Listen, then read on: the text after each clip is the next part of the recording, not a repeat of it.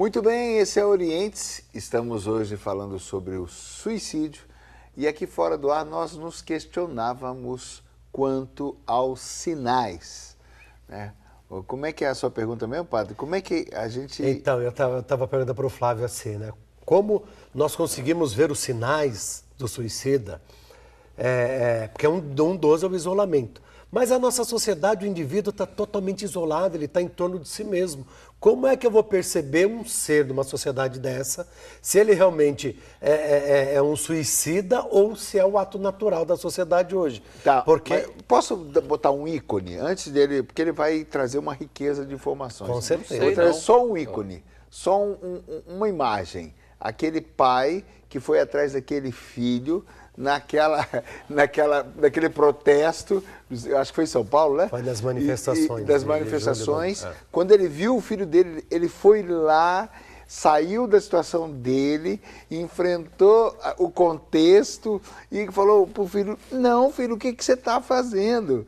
Ele deu uma sacudida na goiabeira boa, mas no sentido assim, para mim, eu falei, eu aplaudi aquele pai, falei, sim, nossa, alguém saiu do seu canto e se importou com o próprio filho. Né? Ele foi lá. Eu penso que a gente tem que ir lá. O cara tá todo de preto, cabelo estranho, cheio de pisse, cheio de revolução, cheio de aspecto agressivo, participando de protestos, já está se tornando um desconhecido. Sim. Eu penso que desculpa, só para voltar aos sinais. Nossa, tá mais do que sinalizado para mim. Né? Não seria por aí? Bom... Um deles. Talvez um deles, né? Talvez um deles, mas... eu não sei se, por exemplo, piercing, essas coisas, seria sinal que levasse a isso. Eu digo assim, o sinal da agressividade, o sinal... da mutilação própria, para chamar atenção, aí precisa ver o motivo tá de chamar a atenção. Sim. Né? Porque o que acontece? Existe uma crescente chamada de atenção, uma evolução na chamada de atenção, como a gente falou com outras palavras. Por exemplo, o rock, você falou. O rock sempre foi revolução, né? Mas como já se revolucionou tudo, hoje o rock tem que partir quase que para agressão para continuar sendo revolução. Então, quando você começa a agredir e sem razão, e sem porquê, e sem início, sem meio, e sem fim, começa a ficar uma coisa... Aí tem algo de errado. É nesse sentido que eu quis dizer. Começa a entrar uma espiral que toma roupa, que toma gesto, que toma comportamento, que toma tudo, corte de cabelo, e a gente vai entrando a gente vai investindo, vai se revestindo de uma revolta. É uma busca pela identidade. Eu preciso fazer parte de alguma coisa, ou de uma comunidade, ou dos beatniks na minha época, né? Tinha os hippies, né? Então, assim, eu preciso me identificar com alguma tribo para onde eu seja considerado, onde eu seja... Né? Se eu tenho uma moto, eu quero fazer parte de um motoclube. Né? Se eu nado, eu quero fazer parte de uma equipe de natação. A necessidade do homem de participar e ser reconhecido no meio. Porque ser valorizado. Nessas tribos hoje, por exemplo, você está contextualizando muito bem, existem tribos que cultuam a morte. Sim, sim. Existem tribos voltadas para acabar com a violência. Hoje em dia você se identifica... É um sinal, não...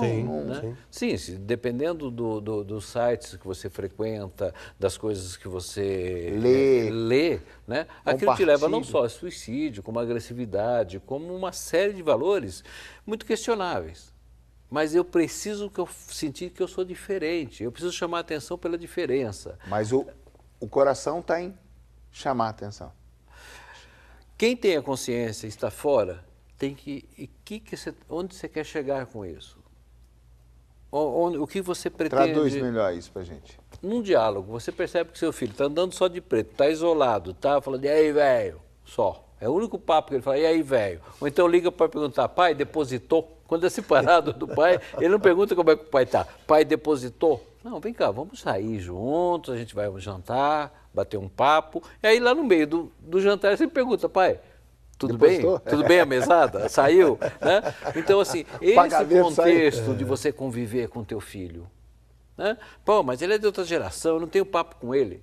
Aprenda a ter. Tem que ter. Alguma coisa em comum vocês têm. Né? Então, vamos Porque tentar. todos esses aspectos, Sim. eu não sei se eu te atrapalhei, padre, me perdoe. Não, eu me lembrei de uma coisa, mas depois a gente todos liga. esses aspectos estão mostrando que o filho está indo. Isto. Está mostrando que um abismo está crescendo entre nós. Agora, está voltando mostrando que ele está, falando do isolamento, Sim. se isolando nesse contexto e não compactua. Eu não estou dizendo que o problema é só dele. Sim. Porque tem a minha autorização de pai que não intervir nesse isolamento. Mas está crescendo. Por exemplo, um idoso. A tendência é os filhos casarem, ir embora, a mulher morreu ou não, ou o marido morreu, está sozinho. Tem que participar de um coral.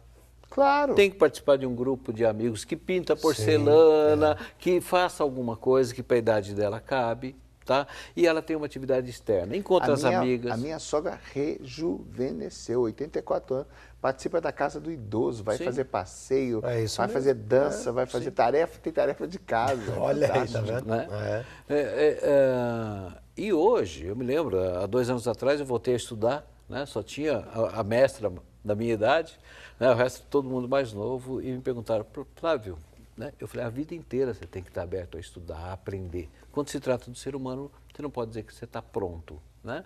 Então eu acho que você precisa ter, nós vamos ter que olhar agora, nos próximos anos, muito para a terceira idade. Nós vamos ter que criar ambiente para essa terceira idade, que não tem. Eles estão vivendo em casa, só vendo televisão, e se escolhesse bons programas como o seu, tudo bem. O duro é que ficam vendo aqueles programas do consome, tem quem consome é feliz, e assim por diante, que leva. Hoje você não pode mais ser um velhinho, né, que pega o seu jornal, vai ali na sua cadeira de balanço, toma o seu chazinho. Não.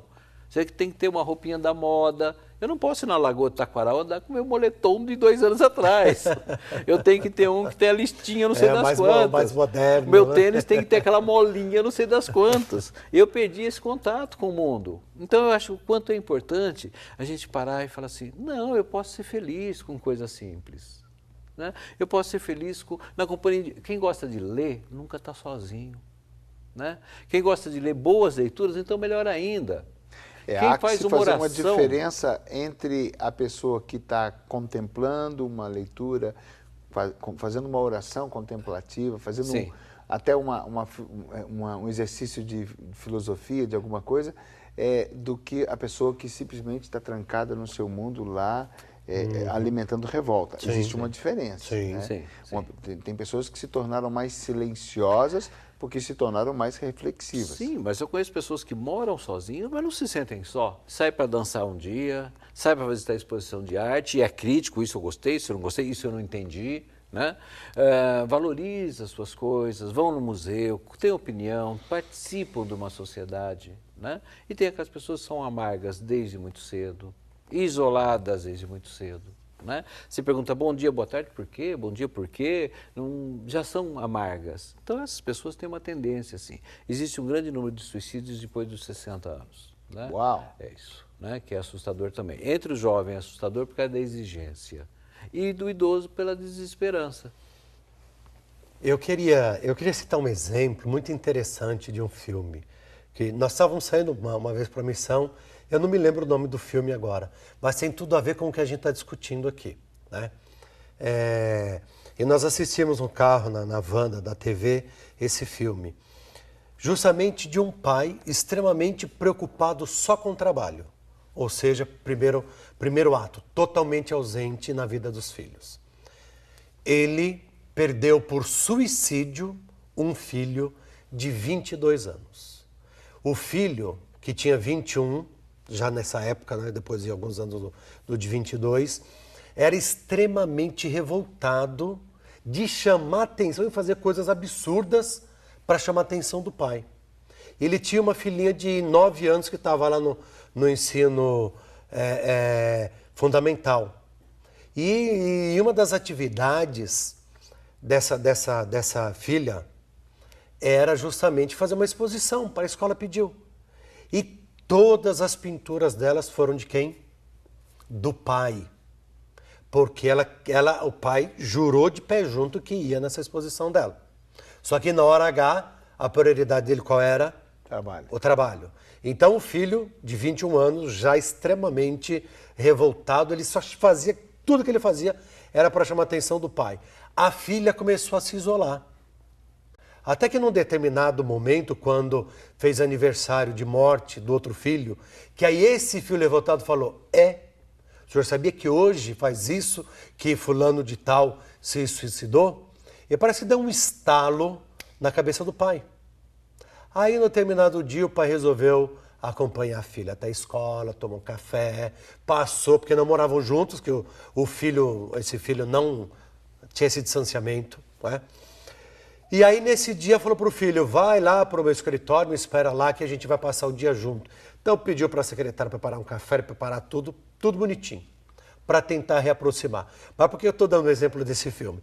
Porque o escritório, esse filme é interessante, é muito reflexivo. O escritório ele era advogado, lembra a profissão dele? De advogado... Não era terapeuta, não, né? Não, era advogado. Não. Tá tranquilo. Não, era advogado. O escritório dele ficava no World Trade Center, nos Estados Unidos. E o dia que ele resolveu resgatar a família foi no dia 11 de setembro de 2000 quando os aviões... 2011. Quando os aviões se chocaram. Quer dizer, ele demorou muito para ouvir o grito do filho. Ele não se tocou que foi por causa dessa ausência que o outro filho se suicidou. E ele foi incapaz de enxergar, por meio das pinturas, o desespero da filha mais nova para pai. Esteja próximo, nós queremos você. É o que o Laerte chamou dos sinais. Isso. Né? Exatamente. Aí entendeu a ligação? Os sinais. Só que quando ele percebeu o sinal, já era tarde. Por que eu estou dando esse exemplo? Porque para você que está nos assistindo, você também tem que ficar de olho aí nos sinais. E ver realmente, talvez, algum membro da sua família. Até, eu digo membro da família, pode ser próximo, pai, mãe, ou irmãos, filhos, esposo, esposa. Ficar atento a isso. Ou outros que estão membros da família, mas um pouco mais distante. Porque se os sinais são dados, nós conseguimos observar. E aí o nosso papel qual é? Intervir para que não aconteça uma situação mais catastrófica lá na frente. Ele vai lembrar daquilo depois como uma fase negra na vida. Nossa, eu até pensei em suicídio, mas passou, né? Superou. O que fez superar? Né? Alguém prestar atenção nos sinais, alguém ir lá e acolher. Precisa ser o pai e a mãe, se eles perceberem, sim. Às vezes eles não percebem, mas um colega percebe. Você está trabalhando com alguém comum, né? Que percebe. Poxa, seu filho está tão assim, o que aconteceu com o menino? Está estranho. É comum comentar. É comum um comentário. E em mulher é muito porque se terminou um relacionamento, né? Eu não sei se perder o emprego é uma coisa boa ou é ruim. Eu não sei se terminar um relacionamento é bom ou é ruim. Depende do que vem depois. Outro dia eu ouvi de uma paciente que falou, aquilo que eu tinha no passado, Flávio, não era um relacionamento, era um pesadelo. O relacionamento eu estou tendo agora. Nossa, eu falei, tá vendo? Era um pesadelo. Diferença, né? Pois é, e ela tinha pensado em se matar por causa daquela coisa. Aquele pesadelo. Ela chama o ex de coisa, aquela coisa, eu encontrei a coisa, né?